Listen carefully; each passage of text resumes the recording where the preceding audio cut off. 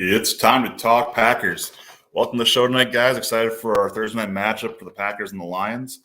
Going to run through some of the details here real quick as we get ready to watch this game. Start right away with the bets. So looking at this, the Packers opened up as 1-point favorites, and they come into the game tonight one-night dogs. So we'll see what happens here. Vegas expecting 46 points, that over-under being there. I think they're a little bit generous, but we'll see what comes of that. So we all know both teams are 2-1 coming in. The Packers, the thrilling comeback last week against the Saints. Let's dive into some of these details and see what we can come to as far as looking at what's going to stand out for us, what we know so far about these teams, what we know especially about the Lions. If you're watching this, you're probably a Packers fan already, so trying to look at what are the Lions bring to the table tonight, and what should the Packers be prepared to do to try to win this game.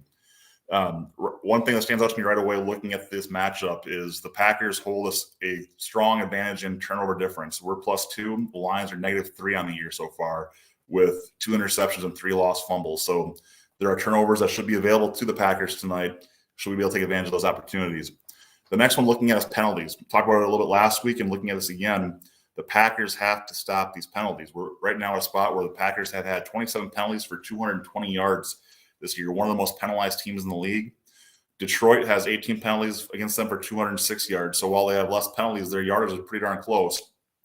Looking at this, you see the secondary is facing some injuries, some adjustments. So the Lions secondary appears to be susceptible for us, and they've been a little prone to those DPIs. So might be able to take advantage of that a little bit. Getting Christian Watson back in the fold should help the Packers as we try and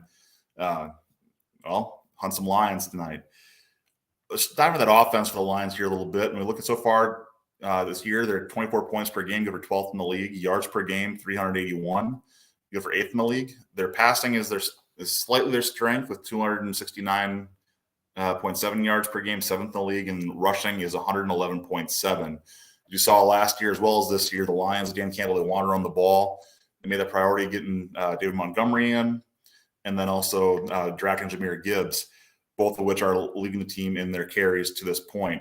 Definitely that kind of thunder lightning feel to them, but both very good runners, and they're running behind what's considered to be the 4th best offensive line in the league so far this year. They are facing some injuries as well. We know very well what the Packers have been dealing with when it comes to injuries. The Lions are dealing with this too, but they're also still seeing those backups perform well. So going even deeper yet, they've only given up 3 sacks so far, tied for 3rd in the league, and completion percentage right around 70%. So the Packers have got to find a way to get after Jared Goff. We've seen this in his career so far. If you can put pressure on him, get after him, he will make mistakes, and you can capitalize on those mistakes to create opportunity for your team. The other part of this one is looking at third down. The Lions are 19th in the league here. They're making their hay really on 1st and 2nd down at 37.5% on 3rd down. This is a team that if we can keep them inside those sticks, push them to that 3rd down spot, we're going to be able to force some punts. Now, that being said, the punting team for Detroit has been exceptional this year, nearly double the successful punts stat, which I don't fully understand if I'm being very honest. But looking at what they're doing, the Lions are punting well, they're pinning their opponents back, and they're making it harder on their opponents to score. So we see this. We also know Dan Campbell brings a wheelbarrow around to help carry his since he's gone for it 6 times now on 4th down this year, successfully completing 2 of those. So again, another thing you should expect, the Lions are going to go for it on 4th down tonight. At some point, probably twice, they're going to go for it. So the Packers have to find a way to make sure they're stopping those downs, not playing too soft, and holding us up.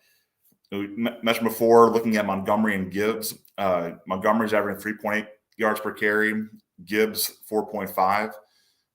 Gibbs is also getting roughly 4 passes per game. These guys are going to get a chance. Gibbs wants to do what Bijan did to us a few weeks ago in Atlanta.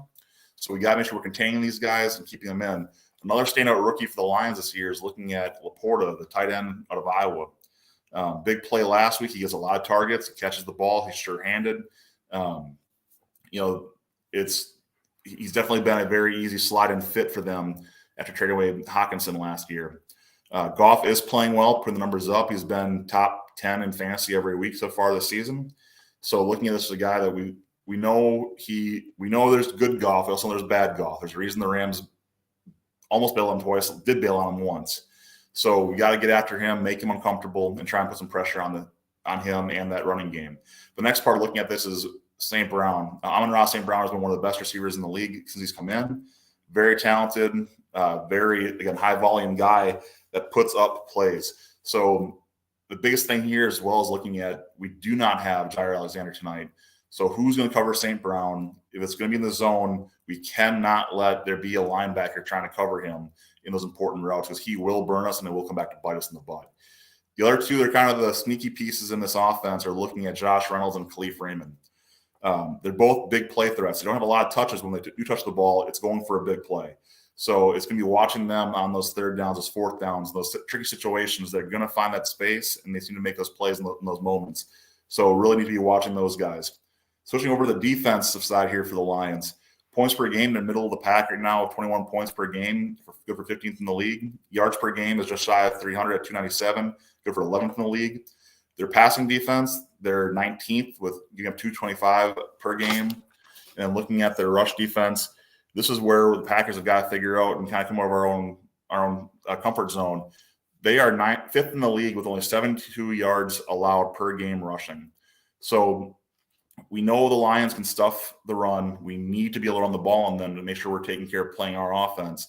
But that's going to be a tough task. Again, looking at the inside, another Iowa guy and Jack Campbell. And then Alex Anzalone has been that, just feels like a Dan Campbell kind of guy. That guy just wants to go out there and hit people, see football, hit football, leading the team in tackles, kind of that just sideline guy that Campbell just really loves. One guy to look at picking on, Jerry Jacobs, cornerback. He's been one of the most targeted cornerbacks in the secondary so far this year. So he's leading the team in tackles because of this, but does not have any passes defense. This is a guy you can beat, and we need to go after him quickly. Garner Johnson is out. C.J. Garner Johnson's out. So that's a big benefit for the Packers here, is he's that piece. And I've not been able to see yet the official announcement on Kirby Joseph, but he was likely out last I had looked. And he's that new safety coming into the team here, well, playing well, and could be a problem for us if he's healthy. Looks like Taylor Decker's going to play, and Emmanuel Moses is going to play, and Jonah Jackson. However, looks like Vitae, their guard, will be out, and they also had Nelson, their tackle, will be out. So there's some injury bugs hitting the Lions here as well. So that goes across into this defense also. The secondary, I just picked on them a little bit, but overall they are young and they are talented. So even though that run defense is the weakness of that team, the pass defense is a better chance. They're still good, and you cannot be reckless. This cannot be a situation where we let ourselves go into a gunslinger mode. We need Jordan Love to play his game and play games played in the fourth quarter last week and the first 2 weeks of the season. So it's really going to be, again, ball control. Do not lose a turnover battle here at home. Take care of our business. Brian Branch is one of those safeties I was kind of alluding to as part of the studs in this defense. Stud safety. He is up there in tackles, up there in pass defense. The guy is everywhere. So Brian Branch is kind of that player to watch for me today in this game for that Lions defense.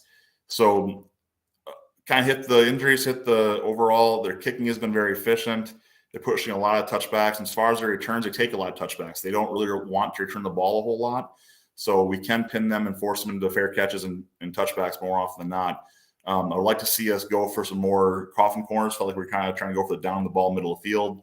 I want to see Whalen hit that corner a few times for us and really push them deep and put Goff in that tighter situation. So keys to win for us tonight. First things first, cut down on the penalties. We cannot continue to have the penalties we've been seeing these first 3 weeks, averaging 9 per game. That's not a way to win football games. It needs to be cleaned up. Talked about it last week, and we almost botched it because we didn't play the complete game. We finished the game. So this time, let's play a complete game. The Packers can play all 4 quarters. I think they'll put themselves a chance to win this game, good chance to win this game. If they don't, there's going to be some trouble. So one of my keys to the win, unfortunately, has already been knocked down. That's Jair is not healthy. He will not be out there. So I'm going to say we got to figure out the plan, how we're going to stop St. Brown. So the Packers can figure that part out. They'll give themselves a good chance to also stop this offense a little bit. The defense needs to eliminate the big plays. Detroit thrives on the big play, like I mentioned before. Josh Reynolds, Khalif Raymond, St. Brown, Laporta, Gibbs, these guys are made for big plays. They're made for those big explosive pieces. So the Packers need to be able to gear up on those and avoid the big play, which frankly does fit what Barry's trying to do. However, we cannot let ourselves be paper cut to death. We have to be able to come up and press them a little bit and not give them the stick so frequently.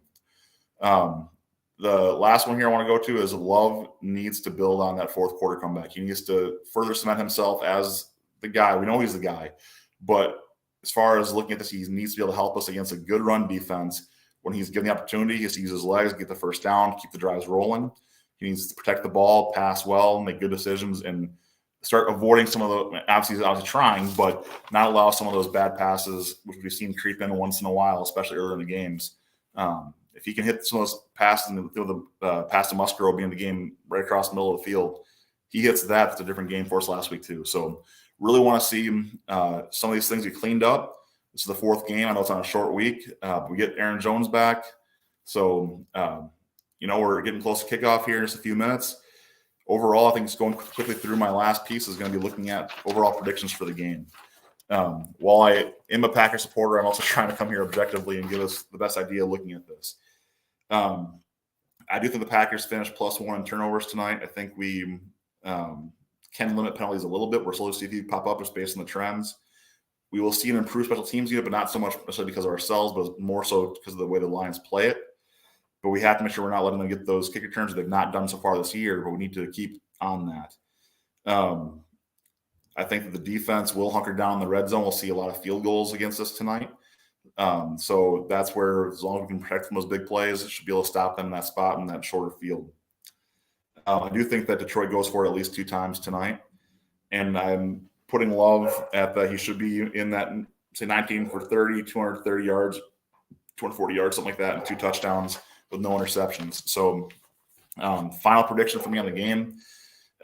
Unfortunately, I do have the Lions win this game 23-21, but I'm going to be one of those guys that says it. I hope I'm wrong. I know the Packers can win this game. I just kind of laid out how we're going to do it. It comes back to if we can use our strength in the run to actually be a strength and beat their strength in the run defense, we'll set up very well. If we can play our game on offense and then let the defense adjust a little bit to make sure we're not letting St. Brown beat us, I do like our chances then. I think there's going to be some pieces here we got to see. Frankly, I haven't seen from Joe Barry yet. But, guys, it's almost game time. Go, Pack, go. Let us know what you think in the comments. Thank you for tuning in tonight.